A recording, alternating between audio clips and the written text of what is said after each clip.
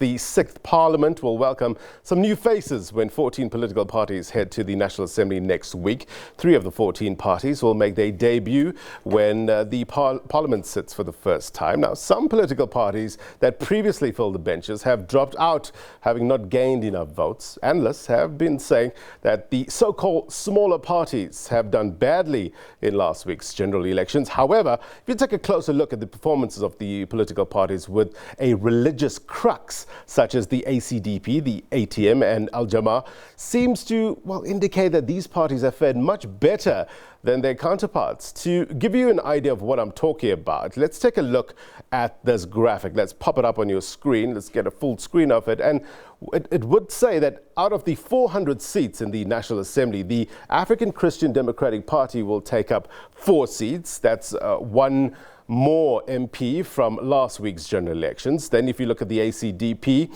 has been, it's been contesting elections since South Africa's first democratic elections. The newcomer, African Transformation Movement, has managed to secure 2 seats in their first attempt at the general elections. And last but not least, the AL JAMA-AH political party, has secured 1 seat. Now, this is the 3rd election AL JAMA-AH has been contesting, and the party has made an historic debut in Parliament. This is because this is the first time, if I recall correctly, that a political party representing Muslims gets a seat in the National Assembly. So, to unpack this, we are joined in studio by Professor Maria from UP, a professor of Christian Studies in the Department of Religion at the University of Johannesburg. We also have Dr. Mohammed Mati, a lecturer in the study of Islam at the University of Johannesburg, alongside Ibrahim Bauda from the Media Review Network. And we're hoping to get via Skype in Pretoria the political commentator, Professor Somadoda Fikeni, but we will try to touch base with him soon. Ladies and gentlemen, thank you very much indeed for your time. Professor Maria, if I can start off with you. We know that, look, most things in life have religious undertones, but we've seen a lot of political parties that have been contesting these past elections with the basis, religious as the basis of their political ideology. In terms of the relationship between politics and religion, is it an important theme in South Africa's political landscape? It's a very important theme. So, as you alluded to earlier, 25 years ago, our political landscape was quite different. Christianity was very much at the heart of how we were talking about religion, with the kind of Christian background of apartheid and the anti-apartheid movement. Then under Mandela and Mbeki, we see a kind of secularization happening. And then one of the things that Zuma does incredibly well when he comes into power is to use religion. Yeah. And so I've been tracking particularly Pentecostal charismatic churches and their religious affiliations for the last 15 years. Mm-hmm. And what we began to see under Zuma was the real joining of politics and religion again. Mm. And so Zuma used his Christianity as a way to draw in crowds. We also saw lots of churches, particularly Pentecostal charismatic churches, inviting religious leaders to come in and preach to their communities. Mm. And so in the 2014 elections, what was very interesting was the tremendous amount of conversation about politics that was happening in these different churches, particularly on social media platforms. Mm-hmm. What's been interesting in these elections 5 years later is that there has been somewhat less of a conversation in social media in these churches. So there was the same rhetoric, go out and vote, but a lot less of a debate and conversation about who to vote for. Mm-hmm. The other thing that's been different in these elections is these elections were held at the same time that we've had the rise of what I call miracle churches. So the grass-eating, snake-eating, petrol-drinking churches. Many of these churches are led by people from outside South Africa. And so their political engagement was very different. Very often far less conversation about politics, mm-hmm. and also bringing in less political speakers in the run-up to the elections. So on that side, we see 2 important shifts. Yeah. But we see a 3rd shift, and that is an active move to religious political parties. Yeah. People starting to say the DA, the ANC, the EFF are not what I can see as the work of God. So now moving away from those parties and moving to religious parties, remember, for Christians, many of them see their president as being elected by God. And Zuma and his presidency in the last 5 years has left a lot of these people really questioning. Dr. Marty, let me just bring you in. Do you think what seems like a symbiotic coexistence of politics and religion, do you think it's good for a country like ours? Well, I think yes. I think it's certainly that religion can play a good role, provided that I think religion and people within religious parties would understand that it is to bring all those values that religion teaches, is justice, care for the poor, speaking the truth, etc. And I think yes, there could be symbiosis where the religious groups will play a role perhaps in directing political parties, not to simply be a rubber stamp for political parties. In other words, where politics is just the hammer and the religion the nail.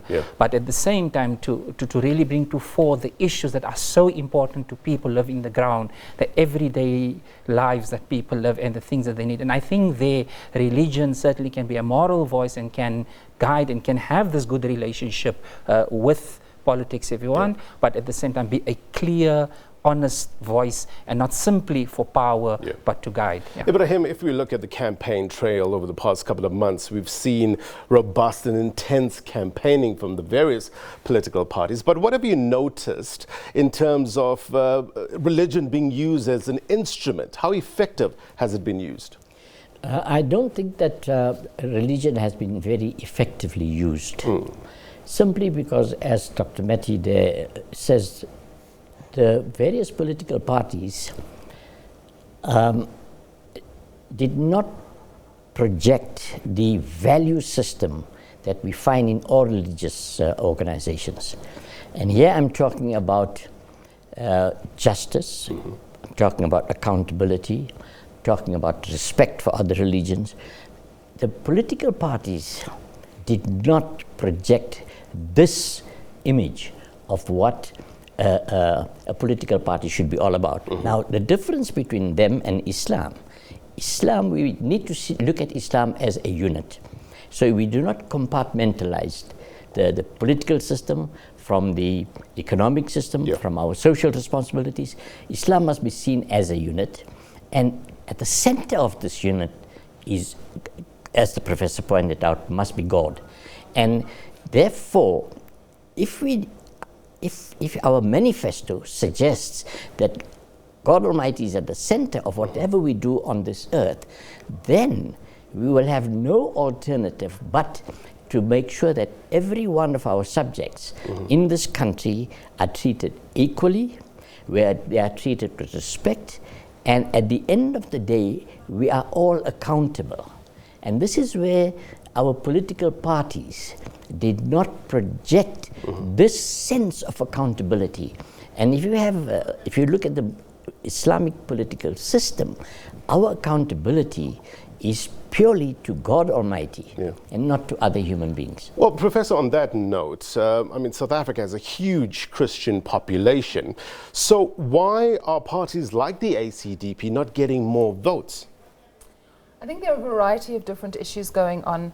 I think there's been quite a long tradition within Christianity in South Africa to be part of the bigger, broader political agenda. And if you look at the apartheid history, there is a certain hesitancy amongst Christians to align themselves to a political party that is Christian, because that's what the Nationalist Party was. So there was a big move away from that. One of the things that's been interesting is that there hasn't been a party coming out of something like the ZCC, for example. And I think that this particular election was more secular than the 2014 election. Cyril Ramaphosa and the ANC did not use Christian platforms in the same way that they had done before. So there is a particular shift. But as I say, from the base of the multitudes of Christians, on the one hand, a really strong disappointment. And I think we see that in the low voter turnout, comparatively low voter turnouts. Yeah. So in the churches that I was tracking, yes, this continual expectation to go and vote, encouraging people to vote, but people just not engaging with the voting process in the same way they did 5 years ago. And I think a lot of that has to do with a kind of disappointment in the people that are there, and for Christians who, just like Muslims and other religious people, believe in fairness and justice, the sense of corruption and brokenness in the political system, I think also had a lot to do with why people didn't vote. Let me bring into the conversation Professor Somadoda Fikeni. He joins us via Skype. Professor Fikeni, thank you very much indeed for coming through. Would you say that religion played a bigger part in these elections than in previous ones?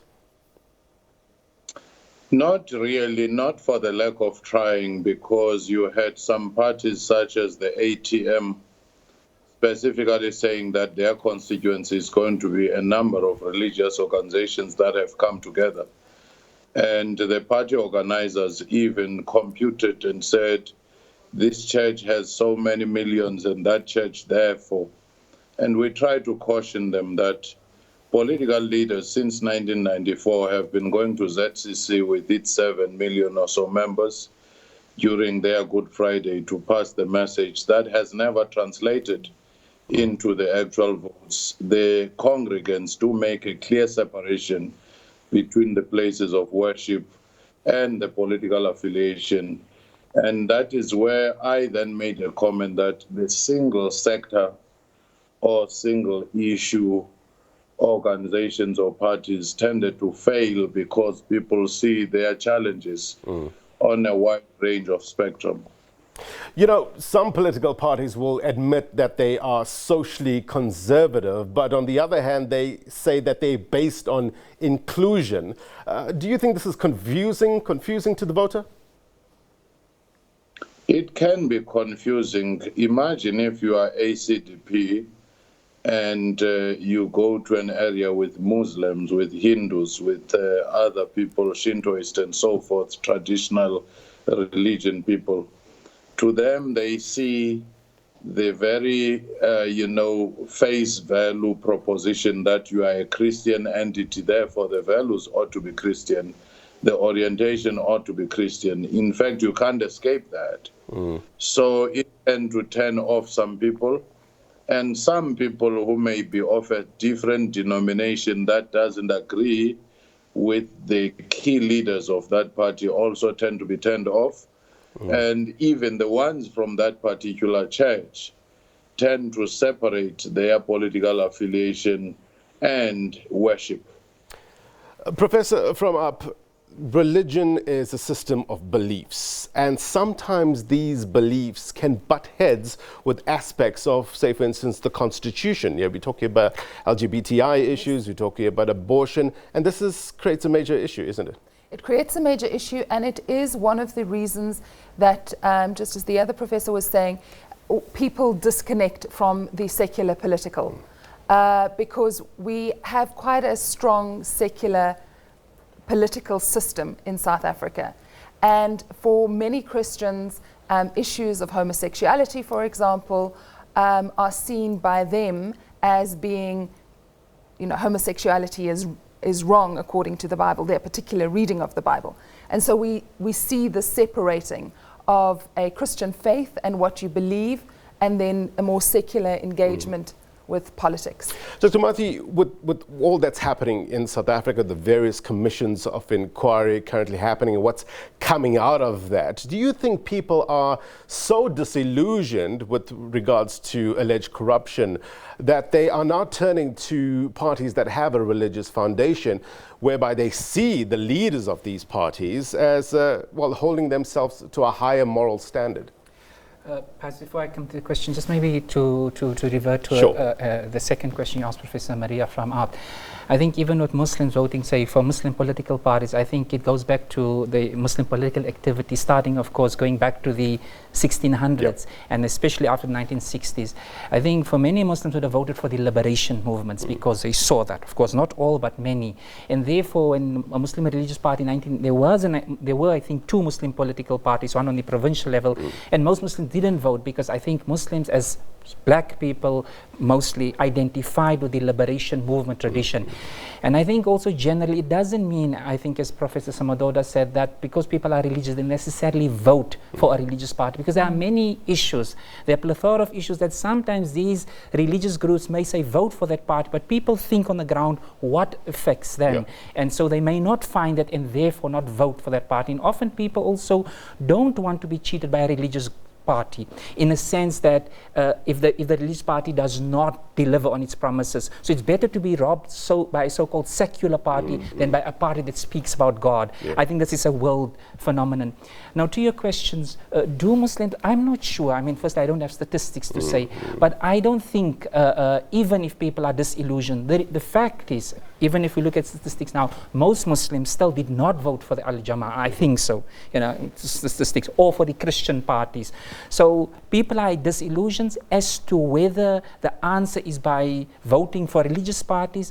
I'm not sure. I think the religious parties rather would have to do much more, because often the religious parties also are very, they ideologize a lot of matters, in other words, and it appears that they also move away. So the plethora of other non-religious issues.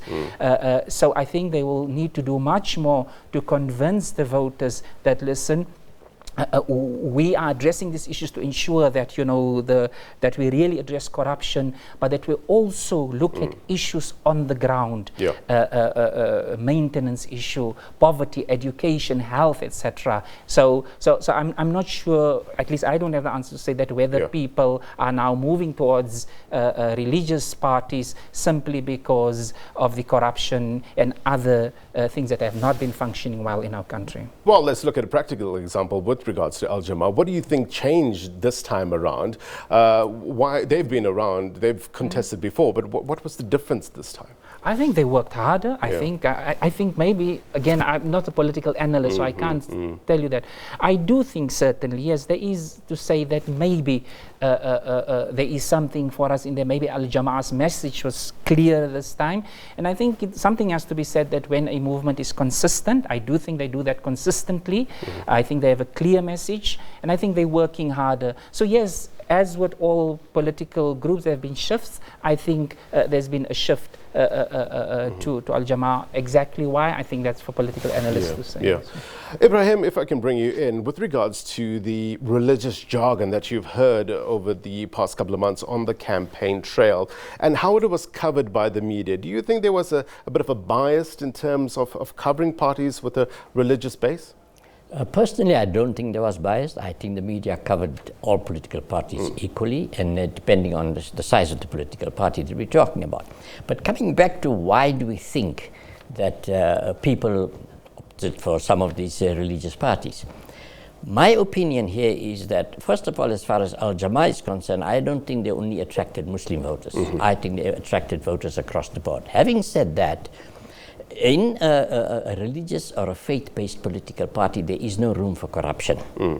That's the first thing. Now, the second thing we must look at is this whole concept of democracy. Was the democracy in this country since 1994 only for the elite, or was it for all South Africans, irrespective of where they live? Personally, I don't think that the democratic principles reached the people out in the rural areas. And this now has come to a point where those people, those voters are now saying, wait a minute, man, we're not enjoying the fruits of democracy here. We need to opt for something else that's going to guarantee us that we enjoy the fruits of democracy. And I think this is where these faith-based political parties have scored. And if you look at Christianity or Hinduism or Islam, I don't think anybody belonging to those faiths can quibble with these universal values that we talk about. Universal values of justice, equality, non-corruption, respect, honesty, all those values. I don't think anybody can quibble with that. Professor Fakeni, jump in here with regards to parties like Al Jama-Ah as well as ACDP. You know, why have they gained this time around? I do think that it is largely due to the reduction of support and the crisis within the major parties. When major parties such as the ANC and the DA have challenges, it benefits smaller parties but also they are able to concentrate on the issues in their particular region. Professor Fageni, do you think these major political parties are aware of the allure, the possible allure of these religious parties? They might be aware, but they might be wary of any single issue, parties, especially that are attached to religious connotation because of their secular orientation. Because once you move in that particular direction, you sort of inherit all other trappings which are there for a party. Professor, from religion and politics, they both strike a sentimental as well as an emotional chord in many. So I guess the messaging is key. The messaging is key, but something else that I want to bring into the conversation is the talk around the Fourth Industrial Revolution. Yeah. I think this has also played a role, and I'm doing quite a lot of research at the moment looking at miracle churches and the Fourth Industrial Revolution. And I think one of the things that we're seeing at the moment is the same kind of issues that we saw, for example, the First Industrial Revolution. A group of people feeling disconnected from change and feeling disconnected from the powers that are bringing about this change. And the Fourth Industrial Revolution is as mystical a thing as God is for many ordinary South Africans. At least in your faith, you have a sense of agency. You know how to pray, and you know about God, and God will change things in your life. And so, in my analysis, what we have seen in this election has actually been Christians being less connected with the political experience than they were before. So while we do have small parties gaining more seats, I think that has a lot to do with people being frustrated by the big parties and corruption. We're also seeing a lot of Christians belonging to parties led by outsiders, so not South Africans. They did not vote in numbers in the election, and then a group of people feeling quite disconnected by the changes, by the messaging of the president around things like the Fourth Industrial Revolution, and also not feeling that this is speaking their language. And so that comes back to your comment that politics and religion, together with revolutionary changes, these are all huge, big terms and ideas that often leave people feeling quite disconnected. Doc, you agree? Yes.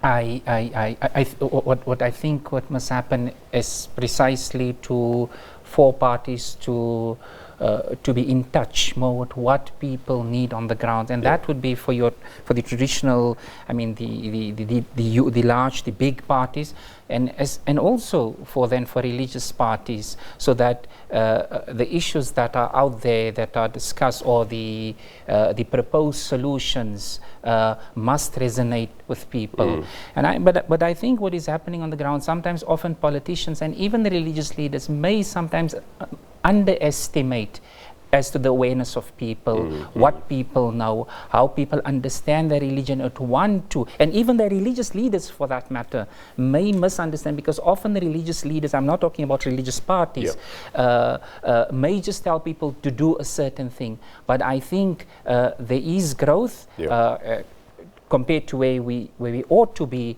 We have a long way to go, but I think people are thinking about issues that affect them. And as soon as political parties, whether they're religious parties or secular parties or even the religious leaders, begin to understand what are the issues that concern people and what are the things that they know, I think things can move forward better for all of us. Well, let's talk about religious leaders and what sort of role they are playing in the post-apartheid era. Is it more of a monitoring role, or are you finding that they more and more entering this political fray? No, I think different religious leaders always been playing different roles. Personally, I think the more important religious leaders are those who are in the social field, those who are working in our communities, those that whom we don't always see. So there are those religious leaders, and not that they are apolitical, but they're simply saying that we've got work to do.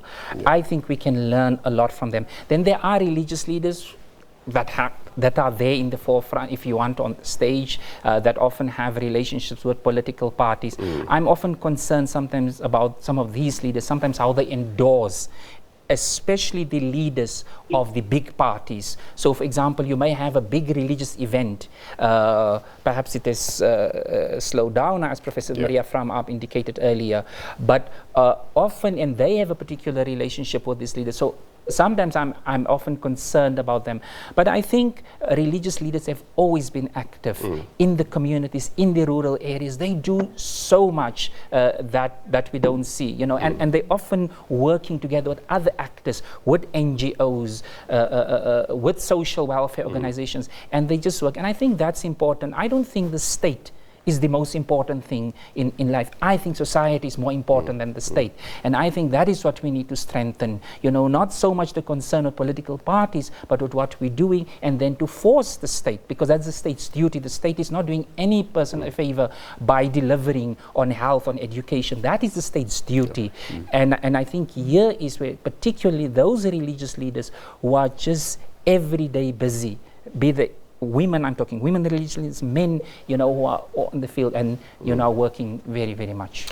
What about the media's role, Ibrahim, with regards to swaying the vote and putting out the message coming from religious leaders? So what sort of role does the media play in that regard? Just give me permission to say one thing. What the two colleagues here are saying, I think that is encompassed by one term. What South Africa needs is, we need servant leaders, which we don't have. And that's something the political parties must look into. But coming back to your question about the media, I'm studying the media on a daily basis, and I try to analyze what role that they are playing. Sadly, I think the media can be very biased in many ways. And I think it is all underpinned by who pays the piper. And if the piper is being paid by me, then I will call the tune. And that's the reality of the media. And the media is a very, very powerful medium. It's a propaganda medium, so it's powerful. And we should not underestimate it. Now, whether they've been playing a constructive or a destructive role in terms of our political education in this country, I don't know. I'm sort of undecided on that one. So, yes, the media can be a very important medium, a very important vehicle to convey the message of the various political parties. But whether they're doing it or not, as I say, for me, the jury's still out on it. Yeah. Professor Fageni, let me bring you in here. What about personality politics? How much of a role does that play in our current political discourse? We have people like Ramaphosa, Maimane, Malema, De Lille, all orators of note. So what sort of role does personality politics play or played in this last election? Well, I do think that it is a very critical factor, and it has always been. In fact, you do have parties which have a single person on whose shoulders the party rests more than the messaging. We do know that even with the ANC going through all the challenges, expositions of the state capture, the favorability rating of the president was able to achieve for them something like close to 4% more than they were voted for, which is a clear indication of the importance of personality, especially if you're a national profile. Another point I wanted to add, the one of saying it's not just the fourth industrial revolution in its current incarnation that might be causing anxiety and but rather globalization process in late 1990s up alienated people who thought it would benefit them. Therefore, the wave of de-establishment across the world politically is occasional. Professor, we have a tweet on this matter. I want to just put up the tweet if we can and just maybe read it out to our viewers. Let's put up this tweet now. and see what we have. Fanele is saying that at agenda_SABC, I honestly don't think religion has a place in politics in South Africa. It's just racial manipulations more than anything. Just look closely, geographical location and races. So I guess people are on both sides of the coin, Professor, from up, in terms of whether religion has a place in politics. Exactly. And I think it's one of the things we're trying to work out as a country. Are we a secular country or are we a religious country? Yeah. And the comment by Professor Fikile was very, very important, the sense of alienation. And I think that really is at the heart of a lot of what we're seeing from this election. A lot of people feeling alienated, disappointed, and in their disappointment, some people turn to varying forms of religion because they don't think that the status quo is working for them.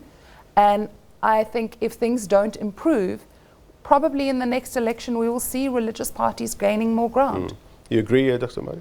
Well, in a way, I mean, I don't want to always place religion and secularism as binary, because I think there's far more overlapping. And I think to differ slightly with my colleague, Dr. Maria from up, that once we do that, saying, are we either secular or religious society, it leaves us, in a sense, with this narrow choice. I think is that if we understand what is it that we want from our society, what is it we want in the state. The state, I said earlier, I don't think is most important, but I understand the state is necessary.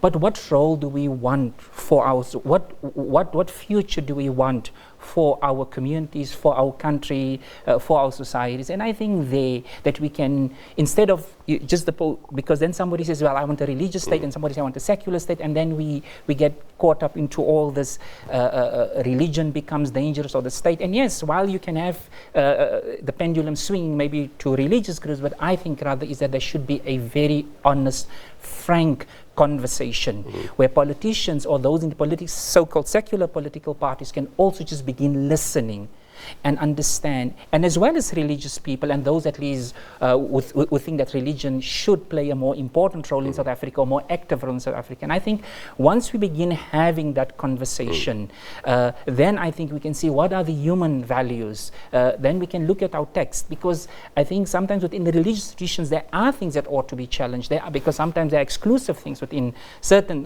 within a religious tradition, or all of them.